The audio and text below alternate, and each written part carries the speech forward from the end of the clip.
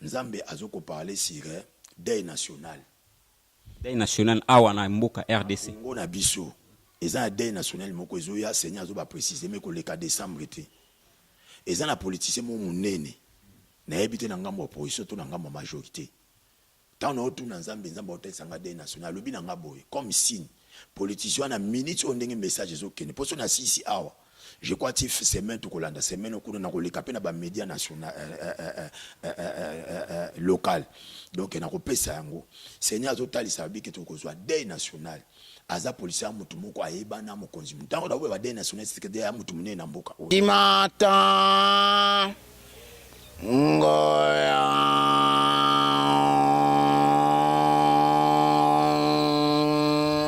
Mbote bana mokili mobimba na ebike bozalaka ebele partout dans le monde pour na kolandaka site oyo site ya makasi pe ndenge na lobaka mingi bo s'abonner massivement et puis bo partager ba vidéo na biso parce que eza ba vidéo moko o eza vraiment na page eza ba vidéo mo o ezoloba donc l'accès n'importe quelle vidéo c'est-à-dire vidéo na biso isoko tali yango rebénéficier na quelque chose et on a profité na pesa mbote na mon président Papi Gain depuis Paris Mama Congo Erga Mama Congo Erga Mama toujours c'est ma papa Musala Ezotambola qui toko pe elengi tozali sous na prophète Abraham Kasongo l'homme des effets l'homme des événements les loto ebité akoloba nini to yambie lisusu pour la 4e fois na plateau na biso oyo ya écho du parcours to solana concernant masolo oyo ezoleka na mboka to ebité lelo aye na message nini tozana ye na ko profiter mbamoko na pesa ye parole. Bonjour prophète. Ah bonjour papa journaliste Nzamba Pambola yo na profiter pe na pesa balandi nyonso na dibanda mboka bokozala dessus te Nzamba lola apambola bino ya bino humble serviteur yeyo oaze esclave oazo se sacrifier pour na intérêt ya mboka donc tous ensemble bokozala dessus te que mon Dieu vous bénisse. Merci. OK, merci. Nasi boyoki sous voix prophète yeyo ou sepeli pour na ba commentaire ming pe bobengaki comment est-ce que prophète azomona te tolobaki tokolukaye tokoya nae yeyo déjà tozui mbote suna de Max Maes depuis Finlande mona Finlande solo ba mbote no ya mwana prophète to ebité to mekana kozonga sima mokie o rappeler batu susu mwa mokie be émission o to saki mwa sima par rapport ya choix o to lobela ki na émission passée na ebité message en ezanini par rapport ya choix ya rappel o émission passée. Oui, juste ezali batu musu balanda kité na batu musu balanda ki na rosala un peu rappel à mokuse pour le vraiment to kozala précis na ba message Nzamba zo continuer ko pesa omoni Nzamba établi nga mo personnellement na satandaka te denga chaque fois na témoigner ka na parcours nanga et pour na message ya mboka eza vraiment grâce aux Nzamba salinga azo forcer na ngote so Nzamba nga loba azo kwa ko visiter nga na ba vision na yokeli ya ba voix audible azo ko loba nanga.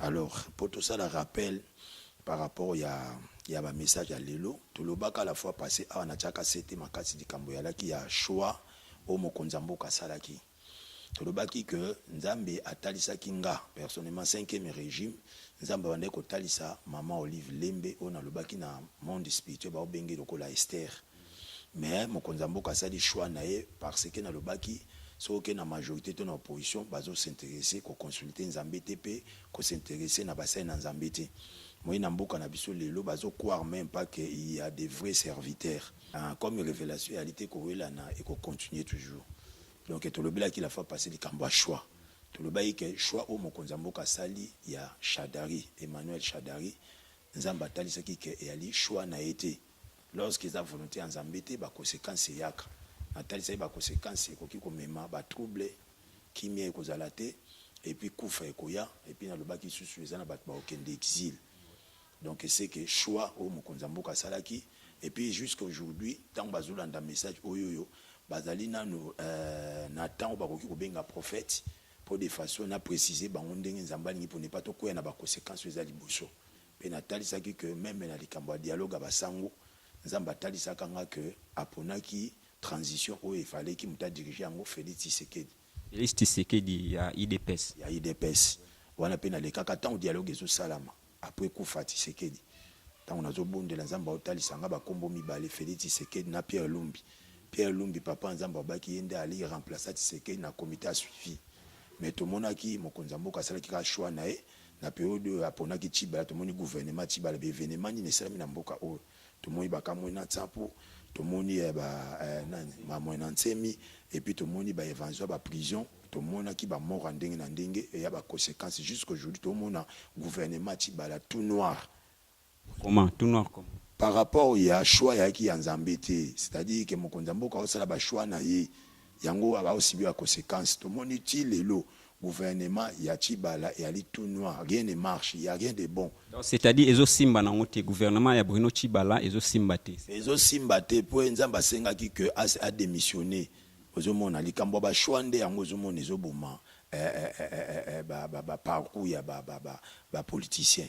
Okay, merci na profiter pe kando lobil likambo ba choix. Donc c'est-à-dire Congo eza oningana na minute likambo ba choix. Donc ndenge prophète abil kamba choix yango pe to profiter to kita lisusu na sujet na biso ya oya yeli lelo pe wa esenga na téléphone ki noto kolobia likambo ya choix lisusu na ebite choix yango o lobela ya lelo kaka wana oya kala to choix mususu o nzamba.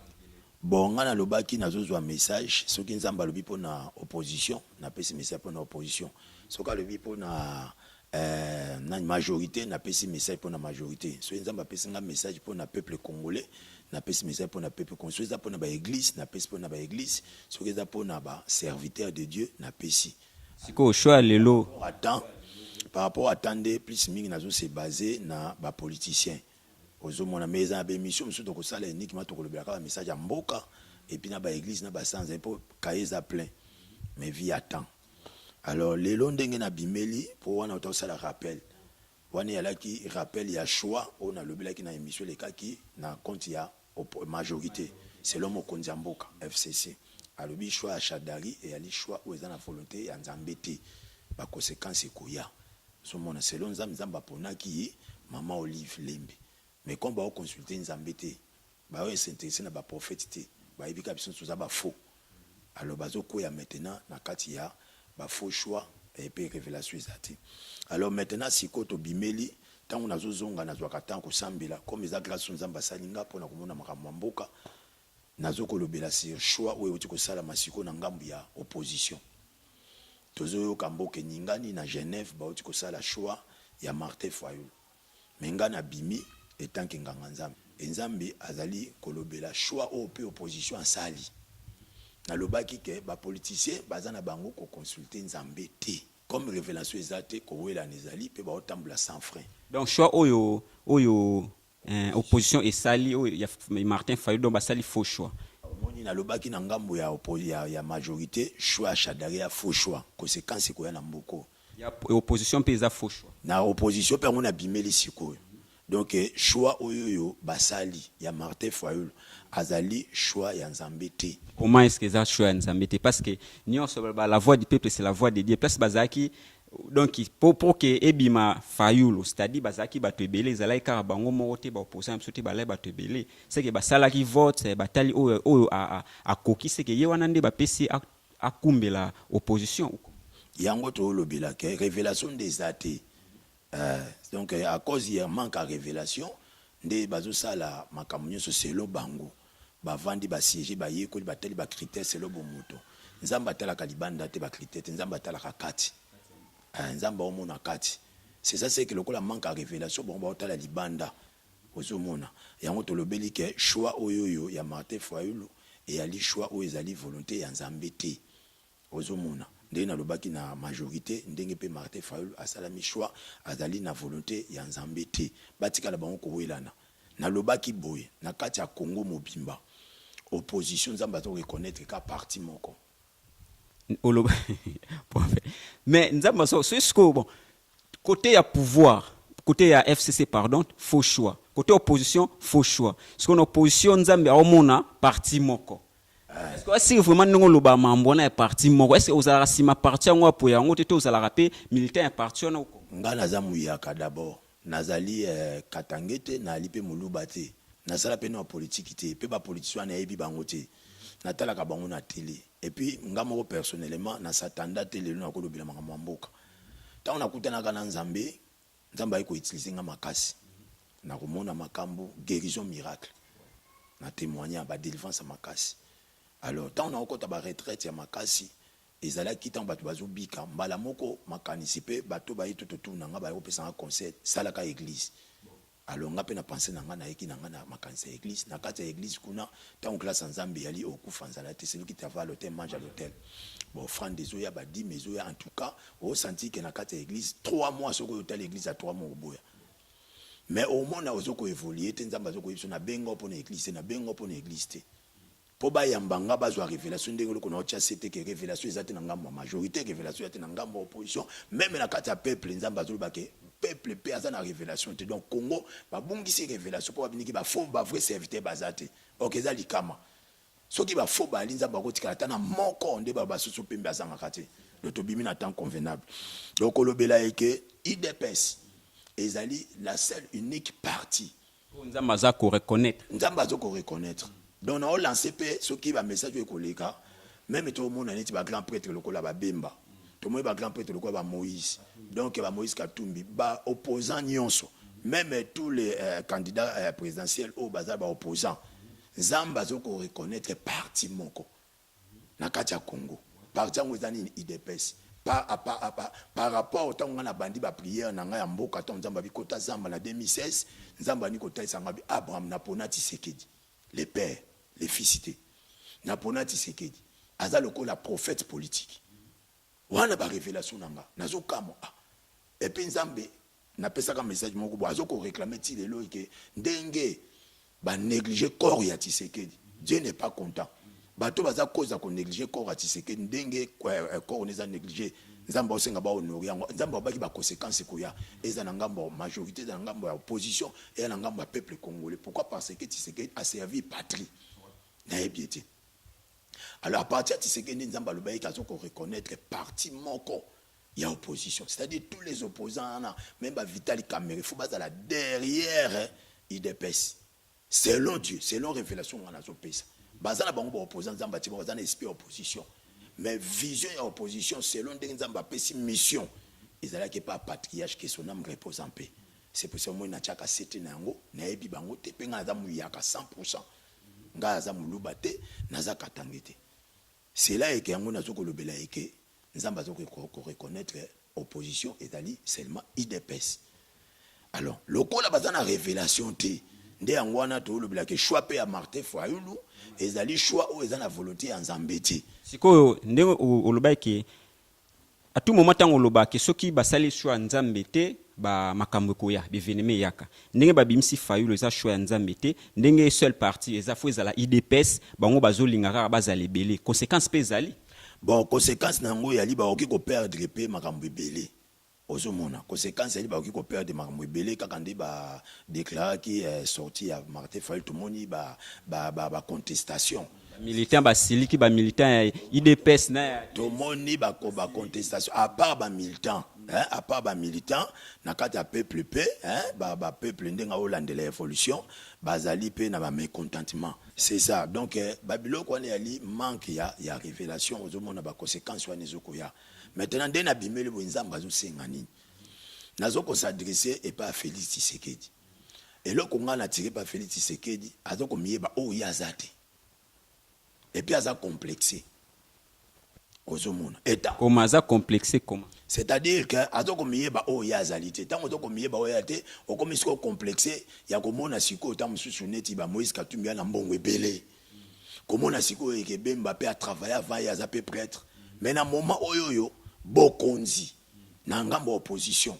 evandi na kati ya Félix Tshisekedi evandi na kati ya Félix Tshisekedi peuple le temps on sambela nzamba zo ko reconnaître même ba fille ba Vital Kamere au moins ndenge batikali ba invalider Bemba ba invalider Moïse Katumbi ba invalider nani Muzito eza na kati ya plein nzambi et ça l'a mis par hasard donc na moment oyoyo Félix Tshisekedi na nani Vital Kamere mais plus minga na révélation il y a parti nzamba zo ko reconnaître pe nzamba zo ko lobela likambo ya Félix Tshisekedi c'est-à-dire que azoko miyeba o ya azalité message ngana bimeli choix nezali yango te nzamba zo komona IDPS pe nzamba zo komona na moment oyo soki bakosala baluka eke représentant moko ya opposition selon Nzambe apona IDPS pe apona Félix Tshisekedi nga prophète na telemi donc nazali kotia sete na o nzambe azoloba nyonso na loba ekokisama. Même sikoyo baza konéglige bazonie mais bamonaki bamessage napesaka liboso ekenda kokokisama na bamédia national international et puis na basite ebele na leka avant na loba mais baonéglige lelo tout ce que na oloba ça va s'accomplir likambo ya choix Shadari et puis nazokolobela likambo tia sete ya IDPS et puis Félix Tshisekedi. C'est-à-dire que ya salité. C'est ça, c'est que on a c'était. Donc il balait. Na oki kolobela ni nazo kolobela sur machine à voter. Ah. Au moni nzamba zoko reprocher Seni Mobimba. Pour nzambe ayebaka déjà oizana kati ya mutu pe makambo ezoya même les passés. Rôle la prophète en nazo eba les passés, nazo eba les présents, nazo eba pe à venir. Nzambe azoko reprocher Seni précisément président Nanga. Nzamba zo kolobani ke azana mokumba munene na kati ya mboka oyo. Et puis asala keba makasi. Pourquoi? Nazo zo révélation na moni président Mobutu maréchal. Ayeko apparaître abimi. Azo kolobana nga ke prophète Abraham en cas de tricherie, il y aura des conséquences. Abandela ngo 3 fois. Mobutu président Mobutu na kati ya vision. Donc c'est que déjà nzamba zo kolobela wana ezali Mobutu te mais ali moko nzambe. Azo lobela lobi ke kebisa Corneille Nanga, Kebisa Seni, c'est déjà organisation, il y a tricherie ça. Mais opposition, amitungisa manaete. Eza Seni, eza majorité, et baza na problème à choix nanzambe. Seni aza na problème nanzambe. Pour déjà tant on a l'équipe tant que prophète n'a pas averti, di kamuya organisation déjà Seni. Nzamba lobi boy en cas de tricherie, Seni Mobimba, tonanga, bako sibi, bako séquence. Dans nzamba olo ba c'est quand on a déjà intention. Alors, on a déjà une organisation basali na yango. Mais on a avertir avant. Au bin 2017, avant Nanga, aloba 504 jours, que l'élection qu'on a atteint, on a une révélation na moni écran géant. Zamba oloba na tana, on a Nanga zoba que c'est difficile pour l'élection en 2017. Ozomona. Sikoyo, on a zo bon de la Zamba zoloba nanga lobi que telle intention Nanga. Na le capé na ba CD ezali. Na ba CD musu na sala be émission ezali. Na loba eke nanga koleka na télé koloba eke c'est serait difficile en 2017 na on a appelé 504 wana après na yeko zo révélation na moi Donald Trump président des États-Unis a benginga tant on a un téléphone wa bina ngai Abraham prophète ngamoko na ko s'en charger na problème ya RDC et puis na leka na télé na loba eke nanga salakeba tala vision na zubobo za na ba CD et puis après nanga yeko leka na mona panique na mboka. Alors, nous avons compris les révélations de Donald Trump, tant qu'on a 554, c'est en 2020. Directement, les États-Unis ont eu une décision, tout le monde est ambassadeur sur Nayaki. Donc, la révélation, c'est déjà. Les autres qui s'accomplit. Maintenant, deuxième message, il y a les Cambo. Le premier message, il y a qui rappelle. Deuxième message, il y a les Cambo choix. Troisième message, il y a les machines à voter. Et nous avons averti les Cambo Nanga. Et que, na tricherie. Donc, c'est que, ils ont déjà une intention maintenant on a aussi des conséquences et puis Seni et aussi des conséquences. Tant que les kawana nazo kende na troisième message, quatrième message, Nzambe azoko parler sur deuil national. Deuil national awa na mboka RDC. Ngo na biso. Eza deuil national moko ezoya Seigneur azo ba préciser mais ko le 4 décembre été. Eza na politicien mo munene. Na ebité na ngambo opposition to na ngambo majorité. Tant on a tout dans Zambie, Zambie hôtel Sangade national, le bilan ngaboy comme signe. Politicien a minute on donne un message aux autres. Pour son assis ici, je crois que c'est même tout Kolanda, c'est même au cours de la capé na ba média national local. Donc on a repéré ça ngo. Seigneur total sabi que tout kozwa deuil national. Aza policier mutu moko ayeba na mokonzi. Tant on a we ba deuil national c'est que deuil mutu munene na mboka oyo. Kombo na eto weba te nzamba pesinga kombote. Même si kombo ya laki na ko se réserver. Nzamba bi comme signe nde nzamba pesi azana problème azoka déjà ba chaleur na poumon azana problème à cœur ba moto zo mataka déjà mikuta bandi ko bituna bandi ko mikanisa ke lokwa ba poisonner.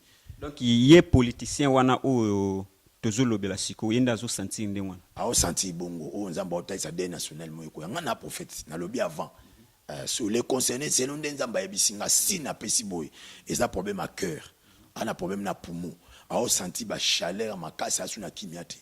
Yé politicien bandi komitu na lobby que peut-être oui cause la poison mais nzamba zo tel sanga na révélation lobby na loba na eboui alukanga nzamba pesinga formule akobikisa ye soka yoki message wa négliger ndenge bazoko négliger ba message na zo pesa a aussi bi conséquence c'est-à-dire to komona kufe kokota comme signe na mboko mais soka lukinga nzamba pesinga formule o ni na wiko sa ile po na abika aebake nzambe mutati ndakinga wana comme 4 message alors tant que tozoko leka nazoko mona 5e message nazoko mona na likolo hein 5e message yango nazoko mona likolo mobimba nzamba otalisanga bitala likolo na mona nyonso comme tout rouge na otu na nzambe me phénomène rouge ezali nini seigneur azobisanga lobi eza makila ba congolais comment makila ba congolais est destiné likolo donc ça lisine likolo comment vengeance makila ba congolais esopani tango mulai ba congolais ba kufi ebele et nzambe tango atasinga na tuni comment ka question wana seigneur bisinga makila ba congolais comme ko venger et comme senga vengeance c'est pour cela nzambe na linzambe oyoyo nazali maintenant ko rendre vengeance vis-à-vis à makila ba congolais au moins na mboka na biso mutu to alingi ko se faire voir minene yeka na mboka na biso mutu to a leader au moins nature ba congolais ngwana siko yo leader nga leader OK leader azalaka moko pona ko diriger ba misusu na époque nyonso leader azalaka moko jamais ba cause la deux leaders na même époque tango Jean-Baptiste abimé tant que leader tango Yesu azwa pour accomplir mission nzamba bomi Jean-Baptiste donc deux leaders ba ko régner na même époque té c'est que problème ba congolais a ligne leadership ngana welango yozo welango yazo welango ya welango katumbi alingi bemba lingi mais ce qu'on a na révélation moto ana za na niveau bino boki ko zula mais nzamba o mona kati na ye aota la niveau ba diplôme na été aota la expérience na politique té carrière na été mais nzamba tota la carte ne pena mission pena selon choix ya nzambe donc problème eza yangwana donc pona ko leka wana ko lobaike to yali siko na problème ya makila o ezota etanga ki ba congolais nzamba zo ko lobela likambu ya vengeance et puis na tchécité na lobby ke ndenge tamo konzambuka na lobaki sili et puis na gouvernement na mobimba ya mo nzamba o tchécité même na bachadaga na mutazwa kingulu et ala ki mamolive ozomona ba viré ba pesi yango te musu te ba aussi bi conséquences et okoma bo omona na kati ya Congo ba omona na makambo acheli ba omona makambo na ba mona en fait pardon au moins te que ceux qui par exemple ba bimisa ki maman olive donc ngato bondo tourner kaka na même kaka donc batu ba ngaba lobaka ke bazoboa na bango ko kende yango atie mwasi na ye esengeza susu mabete bon même temps na zoka révélation na mona ka ba contestation wana mais plus mingi après ba contestation na pesa na ba message mususu na début na contestation ya like mais nzambe mtasimbi mitema peuple nzambe mtasimbi mitema ba konsi nzamba lobaki na ngalobi ah bon moni contestation mais après quelque temps na tant kaka mamoli vangai ko bima nzambe nga sim motema ba congolais ba se contester après suka na ba nga mikitisa après nzamba lobaki nini ba ko sepela parce que mamoli vaki na ba mission misato alobi mission na liboso ay ko sala réconciliation popo sa nzambe alice comme majorité na opposition basangana parce que politique ya mboka na biso basali politique ya rancune ya la haine ya kobomana ozomona nzamba lingite parce que mboka ando ya ba politicien Congo ezali na mission ya évangile na Afrique na monde siko na kati ya bokabwani ezolakisa nzamba zate biso mon frère tozolia na mulaya singa ndenge kola zopesela ozomona nzamba ibisenga Abraham bao basi babungi na kipidi yoti kala soko zui ole soko zute talanga pe nzamba zoko lesanga na ndenge pe na témoignaki papa ndenge nzamba zoko faire vivre nga église teni te mais nzamba zoko faire vivre nga azo toucher batu mtana ka malade soit nzamba toucher mtu na bonde lipo na biki apesa action de grâce ne a contribuer yango zoko faire depuis 2016 sans église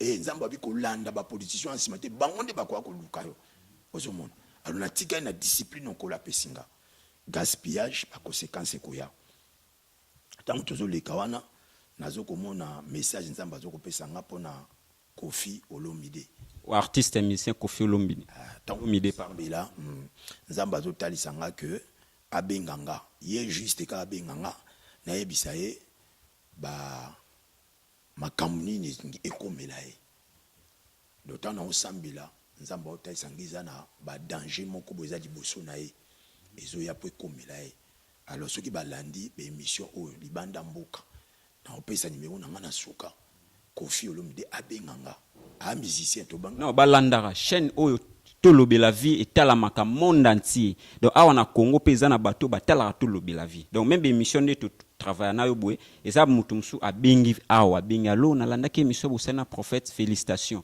au monde qui numéro akili. Donc c'est-à-dire message ezana Kofi Olomide, hein, le quadracora prophète apesi message révélation ebimi obengaye makambo oyo yoko yeba bo sola bino mbale mais obengaye. Oui, c'est ça. Wana comme dernier message. Bon, si on a lingaki plus mingi na lobela par rapport ya bandeko o bazolanda biso libanda mboka. Remarque na sali papa Zoé journaliste. Na tango na bandeko leka na témoigner nde nzamba obikisa bato. Nzamba lobaki nanga oza na église te mais naza responsable. Na tuna nzamba na olia na ovive ndeni. Nzamba lobi nde na lesaka prophète Eli. Nde na olesa o. Nazalaka na koyima ima effectivement nzamba kotinga na ba internet et nzamba bandi ko bikisa na formule apesa kinga po batu babika. Apesa nga des formules. Abila nga soki mutabengi onaka na lobaka ba maladie ne soit incurable. Ba maladie oyoyo poto elembani. Ba médecin ba lembani et comme anormal.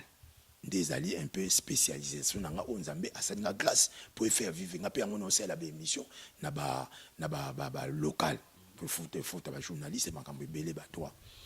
Alors nga mo pe ko vivre na responsabilité na nango famille mune na nango 2 ans na o témoigner ko bomba mzamba o salati. Ba ouverture ezozala na ndenge nini mutabiki nde a contribuer. Mais si ko ngina cha c'était nani nzamba pesa kinga formule mibale. Abaso ki mutabengi yo aux 8 ans ko sambela nzamba lobaki nanga ko bikisa bat na nzela mai pe azo bikisa bat na nzela ba scène mutasombi jus ya rouge asombi na gâteau selon ndenge nzamba opesa nga révélation mutu nyonso te eza pe na bato mususu ba obika papa o ya témoignage pe nazo ko s'adresser na bato ba libanda mboka c'est que je remarque mbalo nazwa ki ba appel et belé na émission to salaki na ba appel wana et belé bato pe ba biki et belé mais remarque ezani oh non, tu l'as cité. Remarque ezali, nazo ko s'adresser na bato ba libanda mboka. Bible eza ko babo tia confiance et pas basai na nzambe, boko récit. Et Moussa na nzambe azana doa ko double honneur. Bato soki ba bengi bato maladi. Ozo ko mona appel à muta maladi azo ko benga, ozo mona considération sous à la moins. Na bato apoto souvent.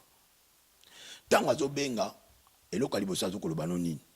Ah, bino ba prophète, bozalaka bon. Wana muta bengi no. Abengi no azana posa ya bandeko to sunganaka. To sunganaka. Oyo bengi azande hona o mutu. Likambo oyo bengele. Likambo oyo bengelie, il faut oyo loba ngonano. Bandi d'abord na ko critiquer, na ebite prophète. Siko to bosola ndengona, bosuka rande. To pesa bambongo ebele. Batongo pe balobaka kasimba mai. Batongo pe balobaka kabo esala boy. Oh, mais au fond d'Aracha, bino pe ba prophète ango et belenga ngana. Oh, la comparaison n'est pas raison. Aux époques nanga, normalement na ali prophète, localité na prophète de la nation. Alors comme nzambe azoko faire vivre nga lobeke na ko faire vivre na ko lesa yo, asopi siko grâce ya guérison miracle. Na ba formule asopesanga. Do wana ko sana sali. Eza mutu mususu azana ka ana sida. Azaba maladie songo ba maladie mususu ba komo mususu bana na bota mana na yokati mais nazo kango pe nazo ko assurer bango ke eza temps nzamba zo bikisa ba témoignage ze beso to bedo ndo lekisa ba témoignage to kolala et puis yango nezo ko faire vivre pe na loba ina batu boy soko biki ndo sali offrande d'action de grâce mais offrande du prophète et ali offrande autant ozo kota na contact na prophète ngana osengo ngote mais na comprendre pe ke batu mi na poto bazana connaissance ya écriture te. Offrande ya prophète ezali offrande tango déjà oza otutisa mina émission oza maladie moko incurable ezokende te ah na benga prophète na obika par rapport ndenga opesa témoignage offrande ya prophète yango nde esalaka eke okota na contact na prophète wana oblige akango te même na église tanto kenda keza na principe oyoki maloba nzambo sambeli kolinga te o célébrer culte incomplet gratuite oyoki maloba nzambo sambeli zo offrande na chapeau culte za la complet. C'est le même aussi, il y a des offrandes des prophètes. Ozomona. Na cause même na Bible, ce que même na 1 Samuel. 1 Samuel chapitre 8. Batangango bato apoto na opesa bango po na regret nanga 1 Samuel chapitre 8 verset nango verset en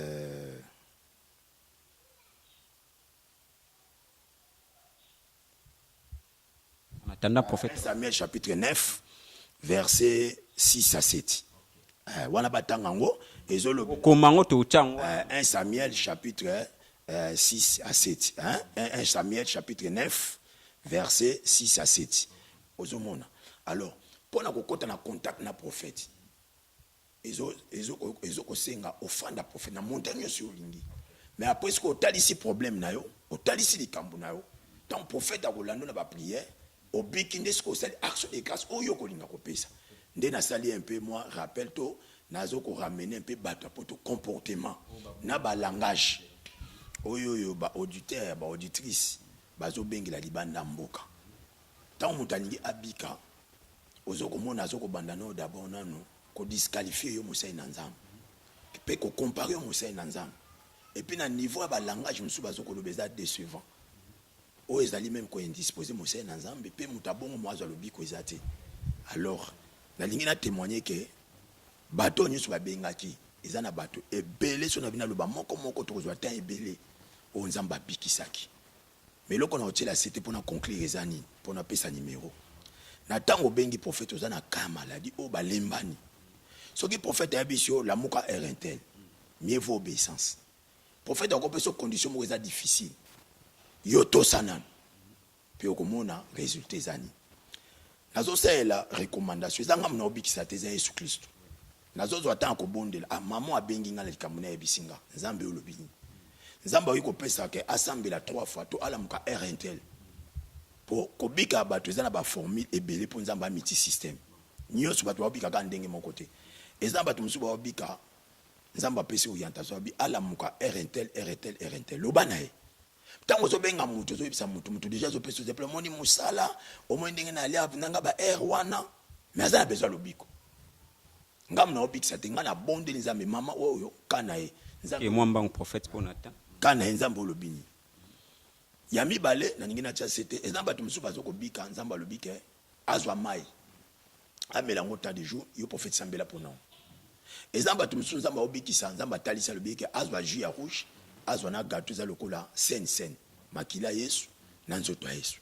Mais problème anezali ozopesa mutu directif mutu abandi nanu déjà ko résister ko discuter ko linga ko sala oyo yalingi lobiko ko yandeni Bezara neti monstre d'amour Félix Kawaze quoi que je sali ninga loba docteur Atunio ça ne va pas yo aussi docteur yo moko ça ne va pas donc juste c'est ça n'a manifesté un peu moi mes contentement langa mais nzamba obikisa bat nazana église te nzamba kotinga ndako nzamba tikinga na za isolé ayibisinga ke na ko faire vivre na baka ezala ka ndenge nini ko hésiter te mais to sakaka koyela ngai pe po ya ko soignisa ngati koyela ngai pe po banda ko imposer ngati koyela ngai pe po banda ko comparer ngati soki bantu msuba bia uta Afrika uta poto atambula Afrika mbepa ba walesa et pas banganga nzambe minene na bikite bon so profession na bengo na okiko bika la comparaison n'est pas raison chaque homme de Dieu a une particularité na a une classe so bika ke pa walesa te peut-être na nzela na ngoko bika bo jugenga na apparence te naza motinda OK prophète pesa numéro nzamba pambola bino o alingi ko benganga o ko benganga na 082 51 83 289. Je répète encore 082 51 83 289 pour la troisième fois 082 51 83 289 soko benginga okozwanga imoko pona mituna na pona kanao et nzambo anga kozala à rendez-vous. Merci. Merci na bandeko nanga mokili mobimba ba internaute nyonso ba obozaka brancher na ba site na biso oyo to na site oyo moko oyo eningisaka mokili to lobe la vie donc c'est-à-dire merci na bino bo continuer pe ming ko s'abonner et puis bo publiaka bo partager ba vidéo na biso bo tambusa message oyo partout dans mokili mobimba soki message oyo tout yo panza vidéo parce que to sauver peuple de Dieu mbote na R6 Rigen 600 papa 600 oyo asimbi caméraman ou aleki bango nyonso na bonzambe pourquoi pas ba mbote lisusu na de Max Maes depuis Finlande mon ami personnel de tout le temps pardon et puis mon président Papi Gene yawe yango coup de chapeau président Christo Sala depuis Manchester ba mbote na bino yangwana ngana bino tokutani sima ya mikolo ezoko yana prophète soki mokonzi nzambe azongiti na lingi to clôturer na prophète to clôturer na prière elongo na prophète. Seigneur Dieu Tout-Puissant, nabondi lokola nganga nzambe, oto kangi na se likolo ekangami, na kangi kimia na kati ya mboka oyo na kombo na Yesu Kristo. Batu nyonso balandi biso, pe na bandeko bazalaki pembeni na mpona émission, likolo efungwama, likolo bavi na bango pe batu nyonso balandi biso, ciel ezala ouvert, na déclarer lokola prophète nzambe na kombo na Kristo. Amen. Amen. Merci. Boyoki torobera vi chimata ngoya